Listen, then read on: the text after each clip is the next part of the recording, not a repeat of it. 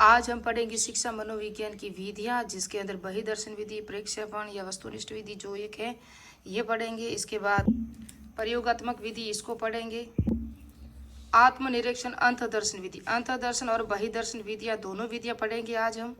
शिक्षा मनोविज्ञान की विधियाँ पढ़ेंगे। इससे पहले हमने क्या क्या पढ़ा? शिक्षा मनोविज्ञान का अर्थ पढ़ा, इनकी परिभाषाएं पढ़ी, शिक्षा मनोविज्ञान का क्षेत्र भी पढ़ा, शिक्षा मनोविज्ञान की प्रकृति पढ़ी, शिक्षा मनोविज्ञान की विशेषताएं, उपयोगिताएं, शिक्षक के और अधिगम, शिक्षक और शिक्षार्थी के लिए जो शिक्षा मनोविज्ञान की उपयोगिताएं वहाँ से MCQ कितने आए हैं वो सभी हमने पढ़ लिया है। अब हमारा जो टॉपिक रहा है शिक्षा मनोविज्ञान की विधियाँ और शिक्षा मनोविज्ञान के संप्रदाय, फिर ये यूनिट हो जाएगी पूरी। और इस यूनिट से लगभग 2 या 3% 100% आएंगे। कई बार एग्जाम में यहीं से पर्सन यहाँ से पुटअप होना ये 100% होगा। तो इस फिर दूसरी यूनिट स्टार्ट करेंगे। तो अब स्टार्ट करते हैं हम। डेमोक्रेटस यानी कि प्रथम दार्शनिक थे जिन्होंने बच्चों के व्यक्तित्व विकास हेतु घरेलू शिक्षा के महत्व पर बल दिया था। तो पहली बार जो दिया ना घरेलू शिक्षा पे जो बल दिया वो दिया था डेमोक्रेटस ने। जॉन डीवीडी ने 1894 में शिकागो विश्वविद्यालय में प्रथम वृहद शिक्षा मनोविज्ञान की प्रयोगशाला की स्थापना की। तो जॉन डीवीडी को याद रखना, इन्होंने शिक्षा मनोविज्ञान की शिकागो विश्वविद्यालय में प्रयोगशाला की स्थापना की थी। लेकिन विलियम वुड, आपको याद हो तो जॉन डीवीडी और थे एक लिप्जिंग में विलियम वुड ने मनोविज्ञान की प्रयोगशाला की स्थापना की थी। याद रखना किसकी? मनोविज्ञान की। और ये है शिक्षा मनोविज्ञान की जो प्रयोगशाला है वो 1894 में, वो थी 1879 में थी। याद, उसकी डेट भी याद रखना। भारत में प्रथम शिक्षा मनोविज्ञान की प्रयोगशाला की स्थापना किसने की थी?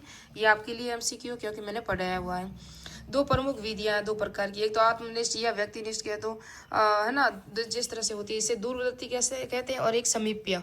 इसके अंदर जो विधियां आती है वो प्रक्षेपण, प्रयोगात्मक, कार्योत्तर विधि आती है। इसके अंदर जो विधियां आती है वो अंत अवलोकन, अपने आप का ही अवलोकन करना या निरीक्षण करना, निदानात्मक विधि, मूल्यांकन, परख, अन्वेषण, समस्या समाधान, क्रियात्मक अनुसंधान, परिमाणात्मक और गुणात्मक, और ये एक और है गाथा दर्शन, गाथा वर्णन विधि। वेरी इंपॉर्टेंट विधियां ये। आत्मनिरीक्षण विधि, अंतर्दर्शन विधि यानी कि अपने आप की ही बोलना, जो अपने के लिए बारे में जो भी बोलना, इसका मैं अर्थ भी बताऊंगी आपको। मूल रूप से संबंध इसका जॉन लॉक से था। किसका था? यानी कि सर्वप्रथम जो विचार दिया ना आत्मनिरीक्षण अंतर्दर्शन विधि का, वो दिया था जॉन लॉक ने दिया था। शिक्षा मनोविज्ञान में इसका प्रतिपादन किसने किया था? विलियम वुड ने किया था। और इसके शिष्य कौन थे? टिचनर। और इन दोनों को क्या कहा जाता है? संरचनावादी जो संप्रदाय हैं उनके ये जनक हैं। किसके? संरचनावादी संप्रदाय के। विलियम वुड, टिचनर, और एक और है थॉमस मूर है, ऐसा कुछ नाम, एक और जेम्स थॉमस मूर है। तो ये सभी थे संरचनावादी संप्रदाय के। यह इसे क्या कहते हैं? प्राचीन और परंपरागत विधि भी कहा जाता है। किसको? आत्मनिरीक्षण अंतर्दर्शन विधि को। अब इसकी हम विशेषताएं देखेंगे। टिचनर के अनुसार इसकी परिभाषा थोड़ी सी देख लेते हैं। अपने आप को देखना ही दर्शन या अंतर्दर्शन है। अपने आप की प्रशंसा करना, अपने आप को ही बताना सर्वश्रेष्ठ। और जिससे क्या होगा, अगर आपको अपने आप को सर्वश्रेष्ठ बताओगे तो जिससे आपको सत्य नहीं मिलेगा, क्योंकि आप अपने बारे में क्या गलत नहीं बोलोगे, हमेशा पॉजिटिव ही बोलोगे। तो जिससे इस विधि की थोड़ी सी जो उपयोगिता है वो कम हो जाती है। एंजिल के अनुसार अंदर की ओर देखना था प्रेक्षण की अंतर्दर्शन। लॉक के अनुसार इसकी परिभाषा है अपने स्वयं की क्रियाओं का निरीक्षण एवं अंतर्दर्शन करना, अपने आप की जो क्रिया, अपने अपने कार्यों का ही निरीक्षण करना। स्टाउट ने क्या कहा? अपनी मानसिक क्रियाओं का कर्मबद्ध अध्ययन करना ही क्या है? अंतर्दर्शन है। अंतर्दर्शन का अध्ययन अर्थ सेल्फ ऑब्जर्वेशन है, जिसका अभिप्राय है अपने आप में देखना या आत्मनिरीक्षण करना। इसकी व्याख्या B.N. झा ने की थी। किसने की थी? B.N. झा ने की थी कि आत्मनिरीक्षण अपने स्वयं के मन का निरीक्षण करने की प्रक्रिया है। मस्तिष्क द्वारा अपने स्वयं की क्रियाओं का निरीक्षण करना है। अब इसका विषय वस्तु या आत्मनिष्ठ देखते हैं हम। प्रारंभ में मानसिक क्रियाओं और प्रतिक्रियाओं का ज्ञान प्राप्त करने के लिए इस विधि का प्रयोग करते थे। पहले वे अपने अनुभवों के समय अर्थात सुख, दुख, क्रोध, शांति, घृणा, प्रेम आदि स्थितियों में अपनी मानसिक दशा और भावनाओं का अंतर्निरीक्षण करके उसका वर्णन करते थे कि मेरे साथ ये हुआ था, मैंने उस समय ऐसा किया था, है ना, कि सुख में दुख में जो भी परिस्थितियाँ होती थी आप अपने मुंह से बयान करते हो, वो ही आत्मनिरीक्षण विधि है। आपकी जो स्थितियां परिस्थितियां कोई दूसरा बयान करता है तो वो हो जाएगी बहिर्दर्शन विधि हो जाएगी। तो आप अपने आप को ही सर्वश्रेष्ठ बता रहे हो तो वो क्या है? अंतर्दर्शन विधि। आपकी ही प्रशंसा कर रहे हो, आपके बारे में ही बोल रहे हो। मैंने बहुत तैयारी की लेकिन पेपर आउट था, कुछ नंबरों से रह गई, यानी कि मैं अपने आप पे लेके आपको समझा रही हूँ। आप नहीं बताओगे कि आपने टाइम मैनेजमेंट सही नहीं किया, आपने पढ़ाई नहीं की, आप अपनी मजबूरियों का हवाला दोगे, लेकिन आप अपनी कमियों को नहीं बताओगे। इसमें क्या होता है पता है, कि मैंने पढ़ाई नहीं की या मुझसे टाइम नहीं हो सका, लेकिन वो नहीं कहोगे। क्या बोलोगे कि पेपर आउट था, तैयारी नहीं होती, कंपटीशन हाई है, इस वजह से आप अपनी कुछ बहाने बना के अपने आप को सेटिफाइज कर लोगे। तो ये क्या, इसमें क्या हुआ, सत्यता की कमी रहती है। आप अपने आप को ही तो सर्वश्रेष्ठ बता रहे हो। इसमें विशेषता क्या, सत्यता की कमी। अवैज्ञानिक विधि, अवैज्ञानिक विधि वो होती है, एक तो मनोवैज्ञानिक विधि, एक अवैज्ञानिक विधि। अवैज्ञानिक विधि वो होती है जिसमें आप खुद ही अपनी ही प्रशंसा, अपने बारे में परिचय दे रहे हो, कोई दूसरा नहीं दे रहा। वैज्ञानिक विधि वो होती है जो आपका निरीक्षण कोई तीसरा कर रहा है और वो आपके बारे में कुछ कह रहा है या लिख रहा है, उस तरह से होती है, वो मनोवैज्ञानिक विधि होती है। और अवैज्ञानिक विधि वो होती है जिसका आप खुद ही प्रशंसा वगैरह, जो भी आपके बारे में जो भी बयान है, व्याख्याएं कर रहे हो। यह कम खर्चीली और सरल सुलभ विधि है। तो यहाँ से प्रश्न यही आएगा कि सबसे सरल विधि कौन सी है, प्राचीन विधि कौन सी है, इसके समर्थक या प्रतिपादक कौन है, और इसकी कुछ विशेषताएं जहाँ मैंने बता दिया कि अपने आप ही लेके आप बयान कर सकते हो। दूसरी विधि है बहिदर्शन विधि, प्रेक्षेपण विधि। बहिदर्शन विधि, प्रेक्षण विधि, वस्तुनिष्ठ विधि, अवलोकन विधि, और इसे क्या कहते हैं, निरीक्षण विधि। क्या कहते हैं, निरीक्षण विधि। वेरी इंपॉर्टेंट है, यहाँ से भी प्रश्न पुटअप होता ही है। तो जहाँ आप सीटेट दे रहे हो, केवीएस दे रहे हो, ईएमआरस दे रहे हो, डीएसएसबी जो दिल्ली के जो टीचर है वो दे रहे हो, और आप first grade, second grade, REET जहाँ भी दे रहे हो, जहाँ भी साइकोलॉजी या शिक्षा मनोविज्ञान आती है, वहाँ आपके ये प्रश्न आते ही है 100%। तो इसमें देखेंगे बहिदर्शन विधि के प्रतिपादक कौन थे, जे.बी. वॉटसन थे। जे.बी. वॉटसन, जिन्होंने मनोविज्ञान को क्या कहा था, ये व्यवहारवादी संप्रदाय के जनक है। जिस तरह से मैंने शिक्षा मनोविज्ञान या मनोविज्ञान के विकास को आपको बताया था कि मनोविज्ञान को जो पहले था वो किसका विज्ञान था, आत्मा का विज्ञान था। उसके बाद मैंने आपको बताया था कि वो किसका विज्ञान था, वो चेतना, मन, मस्तिष्क का विज्ञान था। उसके बाद उसका विकास किस तरह से हुआ, शिक्षा मनोविज्ञान का, सॉरी, शिक्षा मनोविज्ञान नहीं, मनोविज्ञान का। शिक्षा मनोविज्ञान मनोविज्ञान की ही एक शाखा है, इस तरह से। फिर उन्होंने कहा चेतना का विज्ञान कहा। उसके बाद आया व्यवहार का विज्ञान, जिसकी व्याख्या की थी जे.बी. वॉटसन ने। वेरी इंपॉर्टेंट है, व्यवहारवादी संप्रदाय के जनक कौन कौन है। आगे हम जब संप्रदाय पढ़ेंगे ना, वहाँ डिटेल से आपको मैं समझाऊंगी। इस विधि को प्रेक्षेपण विधि भी कहा जाता है।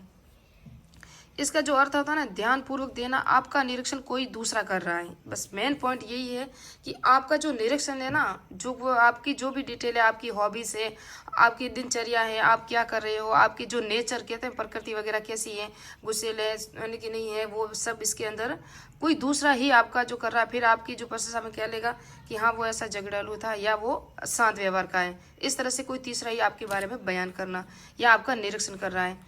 मनोविज्ञान की सर्वाधिक वस्तुनिष्ठ और मूल विधि भी इसे कहा जाता है। इसके जो प्रकार है ना, वेरी इंपॉर्टेंट है, प्रश्न हमेशा यहीं से आएगा आपको।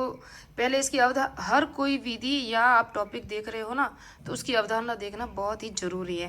पहले स्वाभाविक प्रक्षेपण, स्वाभाविक जो प्रेक्षण है ना, ये वास्तविक स्थिति में निरीक्षण है। आपको पता नहीं है कि आपका प्रक्षेपण या जो क्या निरीक्षण किया जा रहा है, आपको पता ही नहीं है कि आपका जो टेस्ट या परीक्षा ली जा रही है, तो ये होता है स्वाभाविक निरीक्षण। उसके बाद है सहभागी। सहभागी वो होता है जो सदस्य बनकर साथ रहकर कंपनी के मजदूरों के साथ किसी उद्योग में जाके, जहाँ कहीं भी आप किसी फैमिली का जो आप रिसर्च करना चाह रहे हो, किसी बच्चे का कर रहे हो, तो उस फैमिली के साथ में रह के उसकी दिनचर्या को देके फिर आप उसका अवलोकन या निरीक्षण करोगे, तो वो है सहभागी। उसके बाद असहभागी, वो दूर से वगैरह कोई भी कर लेना, इस तरह से बिना साथ रहकर कर रहा है, वो है जो असहभागी। सहभागी और स्वाभाविक थोड़ा सा मिलता जुलता है दोनों। और अन्य जो प्रकार हैं वो औपचारिक, अनौपचारिक, निर्देशित और प्रमाणिक, ये 3 प्रकार के अन्य प्रकार हैं। औपचारिक, अनौपचारिक शिक्षा मनोविज्ञान मैंने बताया था आपको कि जो औपचारिक होती है ना शिक्षा मनोविज्ञान, शिक्षा के जो प्रकार बताए थे, उसका निर्धारित समय होता है, स्थान होता है, टाइम मैनेजमेंट होता है। यानी कि जहाँ आप बीएड का फाइनल लेसन देने जा रहे हो ना, तो आप वहाँ आधे घंटे की तैयारी के साथ ही जाओगे। आपको पता है इतने टाइम पर है, उस डेट को आपका फाइनल लेसन है, तो ये क्या हुआ, औपचारिक है। टाइम मैनेजमेंट, टाइम के अनुसार निर्धारित आपका समय दिया जाएगा, आपको टॉपिक भी दिया जाएगा कि इसी का होगा। लेकिन अनौपचारिक जो प्रशिक्षण या निरीक्षण है ना, इसका कोई समय स्थान निश्चित नहीं होता, कहीं भी आपका निरीक्षण किया जा सकता है। निर्देशित, निर्देशित होता है कोई दूसरा आपके लिए, आपके निरीक्षण के लिए किसी तीसरे को भेजता है। जो बड़ी सी टीम आती है ना, जहाँ जिला कलेक्टर आदेश वगैरह देता था कि उसकी जांच करके आओ आप, जहाँ किसी ग्राम पंचायत में, पंचायत समिति में, तो वो होता है निर्देशित होता है। प्रमाणिक, प्रमाणिक साथ में रहोगे, आपके साथ ही रहोगे, दिनचर्या रोज देखोगे, सत्य के आधार पे होगा, तो ये प्रमाणिक होगा, जो बिल्कुल 100% सही होगा, वो होता है प्रमाणिक निरीक्षण। जो निरीक्षण विधि है ना उसे अवलोकन विधि भी कहते हैं, ये भी याद रखना। अवलोकन कर रहे हैं ना आप किसी और का, यह विधि छोटे बालक, जानवर और पागलों का अध्ययन करने के लिए बहुत प्रयोग है। क्योंकि अगर जानवर या पागलों के पास आप नहीं जा सकते, आप दूर से ही उसका निरीक्षण करोगे, तो इसके लिए छोटे बालक से भी आप कुछ नहीं कर सकते, उसको देख के उसके व्यवहार से भी आप दूर से कर सकते हो, क्या कर सकते हो, उसका निरीक्षण। अवलोकन विधि ज्ञानेंद्रियों पर आधारित है, प्रत्यक्ष विधि है, इसको देखकर भी किया जा सकता है। प्रत्यक्ष विधि यानी कि आप किसी को देख रहे हो और उसके व्यवहार को समझ रहे हो, फिर आप उसका निरीक्षण कर रहे हो। अवलोकन विधि के गुण कौन कौन से पहले हम देखेंगे। वस्तुनिष्ठ और वैज्ञानिक विधि है, नियोजित और क्रमबद्ध विधि है, विशिष्ट बच्चों के उपचार में उपयोगी है, जो विशिष्ट और बालक होते हैं ना, पिछड़े बालक, उनके लिए विश्वसनीयता और मितव्ययी है, परिवर्तनशील होती है ये, यानी कि इसके अंदर निरंतर सिद्धांत या विधियां जो परिवर्तन होती रहती है और उसी के अनुसार अवलोकन या निरीक्षण किया जाता है। आपको पता है परिवर्तनशील कैसे नहीं है, बुद्धि की जो विधियां होती है उसके द्वारा ही तो आपका परीक्षण किया जाता है, निरीक्षण किया जाता है कि आपकी बुद्धि लिप्ति कितनी है, आप प्रतिभाशाली हो या पिछड़े बुले को बालक हो या मंद बुद्धि हो। जहाँ हम व्यक्ति मापन की विधियां देखेंगे, जो प्रक्षेपण विधियां, हार्मन रोसा की विधियां है, TAT CAT जो है ना, वो उन विधियों के माध्यम से भी आपका जो पर निरीक्षण होता है। तो जहाँ हम व्यक्तित्व देखेंगे ना आगे, तो वहाँ आपको मैं पूरा डिटेल से वहाँ और समझाऊंगी। अभी आपकी शिक्षा मनोविज्ञान की जो आधारशिला है ना वो बन रही है, इससे आपको आगे पढ़ने में आसानी होगी। प्रशिक्षित अवलोकनकर्ता का अभाव होता है। इसके अंदर जो आपका निरीक्षण करने आ रहा है ना, उसका ये पता नहीं है कि वो किसी डिग्री हासिल किए हुए हैं या नहीं है, व्यक्तिगत समस्याओं का समाधान नहीं कर सकता। क्या आप दूर से देखे ये पता थोड़ी ना लगा सकते हो कि उसकी जो पर्सनल मैटर है या पर्सनल समस्या क्या है, किस बात से या किस परिस्थिति से वो गुजर रहा है। तो इसमें व्यक्तिगत समस्याओं का समाधान नहीं होता। इसके जो नेगेटिव पॉइंट है ना, वो ही याद रखना, हमेशा नेगेटिव पॉइंट से ही प्रश्न आता है।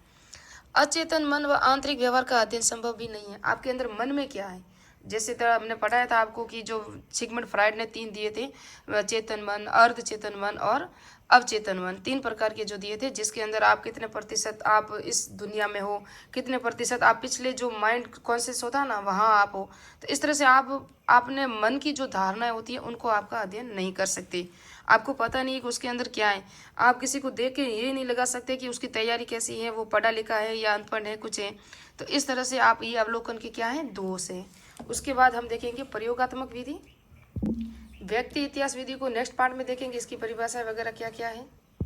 ये है प्रश्नावली विधि, इसकी परिभाषाएं वगैरह, इसके जो जनक वगैरह कौन है, प्रश्नावली विधि के प्रकार कौन कौन से, तो वो सब पढ़ेंगे हम नेक्स्ट पार्ट में। नेक्स्ट पार्ट में 2-3 विधियां और हैं, उनको पूरा कर लेंगे। तो मेरे चैनल को सब्सक्राइब कीजिए, लाइक कीजिए, कमेंट कीजिए। मिलते हैं नेक्स्ट पार्ट में।